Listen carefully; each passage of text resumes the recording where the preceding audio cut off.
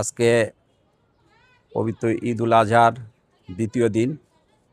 আমার ৪৩ নম্বর ওয়ার্ডের সকল বাসিন্দাদের, আমার শুভাকাঙ্ক্ষী বন্ধুবান্ধব সবাইকে জানাই ঈদ মোবারক, এবং ৪৩ নম্বর ওয়ার্ডের পক্ষ থেকে সবাইকে জানাই আন্তরিক শুভেচ্ছা এবং অভিনন্দন, ধন্যবাদ।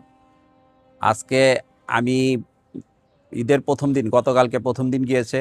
আমি আসলে এই গত ৩ দিন একটু ব্যস্ত ছিলাম। ব্যস্ত থাকার কারণে আমি গতকালকে আমি আমার যে লোকজন আছে ওদের নির্দেশ দিয়েছিলাম প্রতিটা ওয়ার্ডে ওয়ার্ডে এবং আমাদের প্রতিটা ওয়ার্ডের লেনে লেনে আপনার এই ব্লিচিং এবং কোথাও কোনো ময়লা টয়লা আছে কিনা একটা টিম করে দিয়েছিলাম।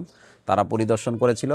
সেই পরিপ্রেক্ষিতে আজকে আমি বের হয়েছিলাম যে আদৌ পরিষ্কার হয়েছে কি হয় নাই, সেই কারণে আমি বের হয়েছিলাম।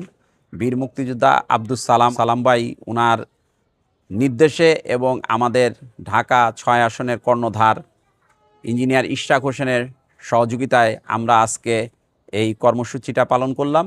আমরা প্রত্যেকটা লেনে আমরা যেয়ে দেখলাম যে কোথাও কোনো বর্জ্যের রক্ত জমে আছে কিনা, ময়লা টয়লা আছে কিনা, এগুলো পরিষ্কার হয়েছে কিনা। ইনশাআল্লাহ আলহামদুলিল্লাহ সব জায়গায় পরিষ্কার পরিচ্ছন্ন হয়েছে। কিছু জায়গায় হয়তো বা রক্ত ছিল, সেখানে আমরা ব্লিচিং দিয়ে আমরা পরিষ্কার করার চেষ্টা করেছি এবং আমরা আশা করি মোটামুটি আমরা শতভাগ আমরা সফল হয়েছি। আমরা এইভাবে আমরা ওয়ার্ডটাকে আরও সুন্দরভাবে আমরা গড়ে তুলতে চাই।